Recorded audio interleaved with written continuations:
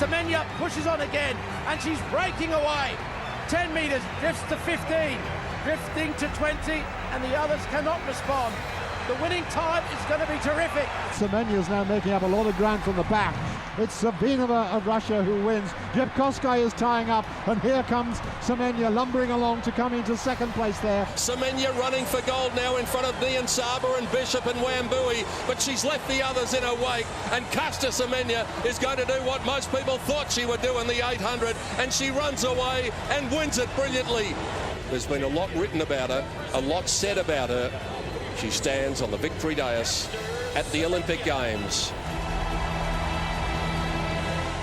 You were born in a rural village in 1991, about 60 kilometers from Polokwane. Yeah. But till the age of 11, 12, your first love was not athletics, it was soccer. Yeah, obviously I started soccer at the age of 4. At that time, I started as a striker, and then they realized that they can utilize me in the middle field, and they saw that I'm too strong, might fit in defense, and then I moved to left back. I was basically more of a winger. You're now 11 and 12, it's now athletics. From Monday to Friday, Yeah. you walk after school from your rural village about 10 kilometers Yes. to train another 10 kilometers back home. Yeah, that's correct. Obviously, where we're coming from, we lack facilities. So for me, if I had to match myself with the best, I had to walk about 10 kilometers, you know. Obviously, in life, there are sacrifices. For me, playing in the grounds and training for athletics, then that's where I knew, okay, I have to choose one path, which is athletics, where I see future. So, yeah. 2008, your first big international event. It's the Commonwealth Games, the youth tournament. You win the final. Yes. Obviously, that comes from the experience I had in the World Juniors, because in that particular year, I qualified for World Juniors, so I was still young. I had no experience, because as long as I remember, we had like a world lead of 154. So, you know, I'm still a youth. I'm running about 208. Then I'm like, my opponents are running like almost 10 seconds as fast as I am. So then obviously I had a little bit of a fright. I didn't have a good championship. And then moving to Commonwealth Games, India, it was a different level, because then I told myself, you know, being knocked out in a heat, I have to make a final in the Commonwealth Youth Games, because those guys are in the same age as me. So then obviously when I won a heat, I was up against Kenyans. Then I won a heat, that gave me a boost, you know, so okay, maybe I can do it. And then winning that obviously is something that, you know, I'll always cherish for the rest of my life, because that was the, you know, the beginning. 2009, Yes. your world is turned upside down. Yeah. It's the World Championship in Berlin. Yeah. Just before you leave, Athletics South Africa sent a psychologist to Yes. come and see you. What did they tell you?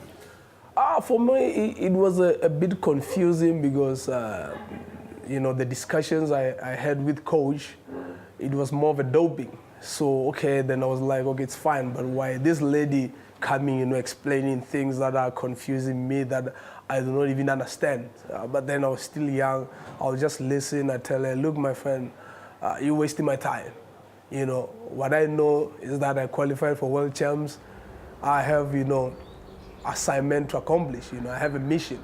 So wasting your time explaining about those things I don't understand, for me it's fine. What I know, I'll just go do that doping, you know, test, random thing that we always do.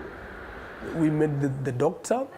I'm like, okay, this doctor, okay, what are you talking about, my friend? Because you're talking about different stories. Why don't you just do your job? So I just go, because I have a flight to catch tomorrow. So then the guy just took blood, and I told him, anyway, even if you explain, I'm not a sports scientist. I know nothing about those things you're explaining about. I have no idea. I haven't done, you know, biology in school. Whatever you're explaining, I'm confused. You now go to Berlin. Before the finals, either before the semi-finals or just after. Again, you put in a car, you go to a clinic, and the doctor tells you he's going to take blood from you again. Yes. What did you think? Why were they taking blood from you? For me, at the particular time, I'm like, okay, I know there's doping still. You know, my concept is still based more in doping because, you know, in sports, there are people who cheat. I'm like, okay, it's fine, but why are you taking me away from my hotel? You know, after I've read my heats, semis, I'm supposed to prepare for my final. Are you trying to disturb me? But anyway, if it's not the case, you cannot disturb me from anything. I know why I'm here. I know why I came here. So the main thing for me is to come here, win gold. So anyway, we drove to the hospital, another hospital. I'm like, okay, they take another blood. Okay, why is these guys taking another blood now? They could have took it to the hotel if it's doping. And obviously, Wilfred Daniels was still there. He was pissed with how they dealt with the situation. So then we came back from the blood. I came back, then I'm sleeping. I always prepare myself, you know, for the finals. Then I go, I win a gold, boom. The IAAF governing body of athletics said that they had asked the South African authorities to conduct a gender test on her to prove whether she was able or not to actually compete in these games as a woman. And then coming back from Berlin, I can see, man, there's something going on here. These things they're talking now is different. Now they're talking about gender now. I'm like, okay, gender? Okay, I understand gender a little bit, but the newspaper is like, I'm all over the news. Quick, man or woman? That's exactly the question that international track officials are trying to answer. She, and yes, she claims to be a woman, is 18-year-old Caster Semenya. Now officials are awaiting the results of a gender test to see if she, well, is really a she. Now they're talking about men, women. I'm confused. Now I'm asking my teammates, well, what's happening? They don't want to tell me. They understand. They're seniors, so they know what's happening. But you must have shown extraordinary mental strength, courage. Despite all this media, you still won the final. I think for me, but then you must remember I was still 18. You understand? I don't think the situation stressed me or what. Probably the team managers, they were a bit stressed because they were always on my case. Like, are you fine? I say, why must I not be fine? I'm fine. You've never been there for me. So why today you there, you know, escorting me to the podium or escorting me to the warm-up area? Or what's going on? Can you give me space so I can do my things the way I'm supposed to do them? But I say, but we need to be there. I said, for what? They cannot explain. I said, okay, it's fine. I'm going to do what I always do. I call my coach, Michael. He just told me, you know, what to do. You have trained for this thing. Just go there and grab the gold. And that was it. Of course, there's more to this than appearances. There is that massive, overwhelming victory. Here comes the line, and it's no contest. Caster Semenya is an easy winner. Oh, my goodness! Others fought to a photo finish for a distant second. But nobody challenged Caster Semenya. Oh, they're challenging her all right, demanding to know if she is a man. If so, it wouldn't be the first time. In the 2006 Asian Games, Indian runner Shanti Sundararajan finished second, also in the women's 800 meters. But she was not a woman. Now, Caster Semenya is the subject of 2 investigations. Gender tests that involve a lot more than just anatomy. I am not a doctor. I'm not a specialist of genetics. But all the doctors who were contacted, who were consulted, told us very clearly, this time on this kind of investigation needs days and even weeks before we can come to a conclusion. You then banned from athletics for 8 months. Now, you must have been depressed. I mean, also reading about some terrible comments coming from your competitors and from the international media. Yeah, of course, it's a bit stressing, but for me, the way I was raised, you know, I don't have to focus more on negativities, you understand? I have to find a way to survive, you understand? So for me, instead of being negative, I turn it into positive. So obviously through the support that I got from my family, obviously I was in HPC, so the support system was just fantastic. So obviously the news, I'm not used to newspapers. I'm not used to Twitter.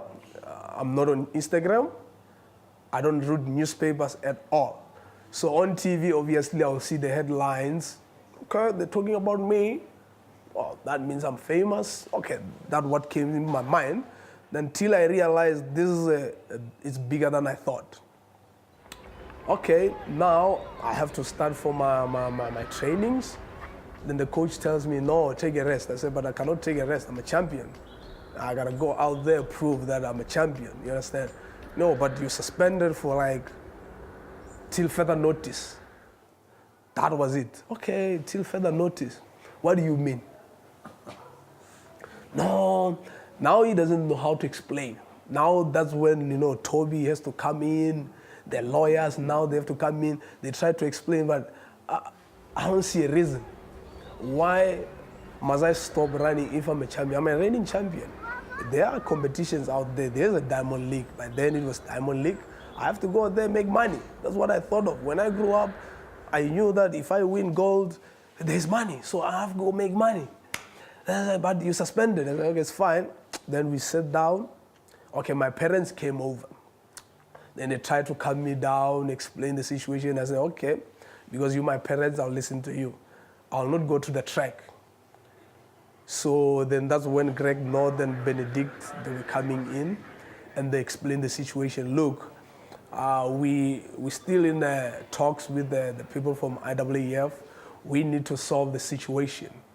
So okay, I still don't see what's the situation. Because what I know, I went to a big championship, I've won. But I know there are people who complain about so-called, gender thing, that controversial situation where they complain, say, okay, I might have advantage. What you need to do as an athlete, you need to stay positive. You mustn't think about other athletes. Yeah, someone can be huge, big. Doesn't matter. It goes through your mind, if you are physically mind. So there's nothing to be afraid of. So I don't see any problem. So anybody can complain on whatever, advantages or whatever. Doesn't matter. At the end of the day, we are all going there and running. So we all run. So it's always one winner. So there's nothing we can do. What advantage? Because I'm a woman. Okay. When I pee like you. You understand? So I don't understand when you say I'm a man. Oh, I have a deep voice. I know. I like men stuff. That's not a question. But the question is, why do I fall in? I know I'm a female, so it's not a question. I've been raised like that from day one till I'm 18. So I have no doubt. I know myself. So okay, it's fine. And the lawyers, they say they are still in talks. Okay, you're still in talks. Then for how long you gonna, negotiate whatever you're negotiating, talk about? It might take us, for long.